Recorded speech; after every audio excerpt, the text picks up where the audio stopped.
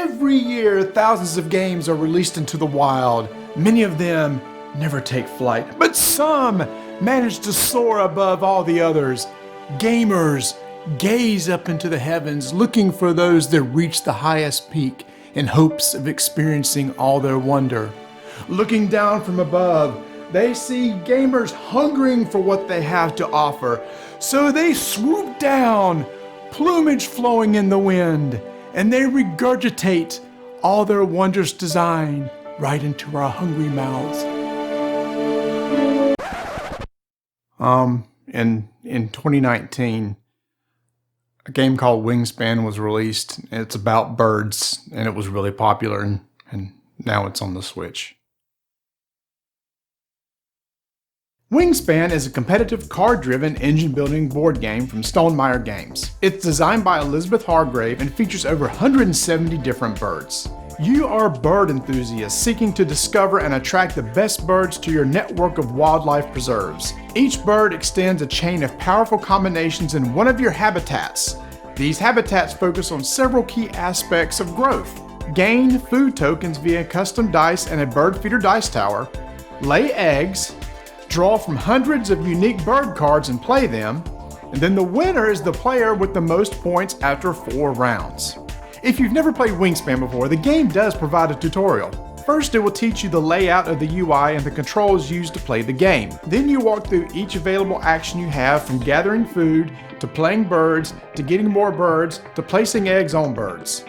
It will explain how you gain points through in-round bonuses, in-game bonuses, points from played birds, and eggs on birds at the end of the game.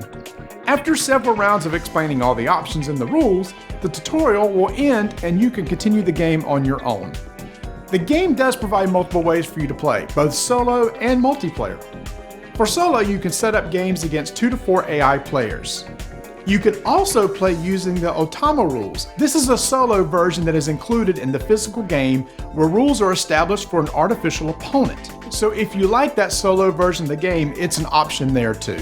For multiplayer games, you can set up games for local opponents for a pass and play option. There are also 2 online modes.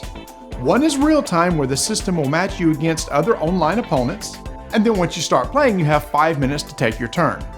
There is also an asynchronous mode where you set up online and then have 24 hours to take your turn. This allows you to log off and come back after others have taken their turn, which is great if you don't have time to play a game in one sitting. You can also create custom games for your friends. You can invite them if they're on your Nintendo friends list, or if they have the Steam version of the game, you can add them to the game by using their Wingspan in-game name. Cross-platform capability for the win. Oh look, I have a game going on right now. I'm gonna take my turn real quick. Oh, it timed out. Sorry, Atticus. I was probably gonna lose anyway, so good game. Also online are weekly challenges. You'll have a pre-configured game to play with the goal of trying to get the highest score you can. You can replay as many times as you like, and if you're good enough, you can take the top spot for all to see. I've seen these sorts of weekly challenges in other video games, but never in a board game app. I really like these sorts of challenges because it provides incentive to come back and play the game week after week. When I hear about a new board game app coming out, I'm always a little concerned how it will translate to the screen. Will the developers try to put the whole board on the screen as it looks on the table, or will they try to be more creative? I feel Monster Couch has done a really good job of taking the player board, which contains 3 different rows of habitats, and breaking it up into 3 screens. First, it makes each row of habitat easy to read. The background changes based on which habitat you're in, and that really looks nice. However, if you want a one-screen snapshot of what the whole player board looks like, they provide that too. And instead of showing the whole card of the birds that have been played, you toggle back and forth between the top and bottom half of the card, which makes it very easy to read. Also, the UI clearly indicates which buttons to press to bring up cards, bring up tooltips showing the details of each UI element, look at in-round scoring. Oh, and speaking of which, one thing I love about this screen is it shows how well you'll do for in-round scoring for future rounds, and it even keeps a running tally of your final score. That way you can see how you're doing against opponents and make adjustments as you go. I want to emphasize a few things that really impressed me about the work Monster Couch has done. The art in this game is phenomenal. They used the original card art from the board game, and from that designed backgrounds and UI that complements the card art so well. But they didn't stop there. The birds on the cards are animated themselves. This subtle animation brings a lot of life to the game. It goes from being a static board game with cards to a vibrant video game experience. But that's not all. Whenever you select a card, you can hear the chirp of that specific bird.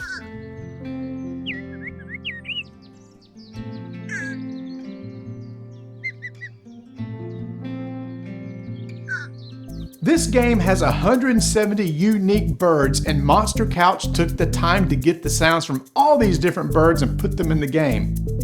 But that's not all. Whenever you play a bird card, the game audibly gives you a little fact about the bird. In the settings, it defaults to this only being played the first time you play that bird, but on the main screen, you can go look at all the birds you've seen so far and replay that factoid. Mourning dove. One pair of doves may raise 5 or 6 small broods in a year.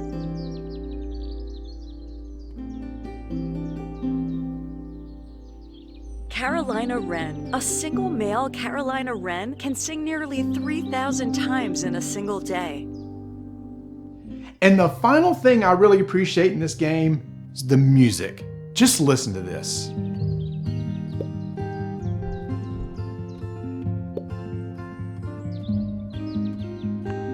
It's so soothing and calming. It really matches the feel of the game itself. And I kid you not, one night I was playing on the TV as I sat in my recliner, and about halfway through the game, the music put me right to sleep. Right out. In fact, it's so good that on Steam, they offer the soundtrack as a separate download. Okay, that's a lot of information about the port and implementation, but what about the game Wingspan itself? As of this recording, this game is rated number 21 overall on Board Game Geek and is the #1 family game. It's a theme that's easy to understand and easy to learn. You play a bird, or you activate a habitat to get food, place eggs, or draw cards. If that activated habitat has birds in play, then their abilities will trigger. These card abilities create combos that adds depth to this game and provides a lot of replayability. Personally, I know many people that don't play lots of board games that had no problem picking this up and really enjoyed it. Of all the Switch apps I've covered to date, Raiders of the North Sea is still one of my favorite. They added a lot of extra touches to the game that made it feel more like a video game.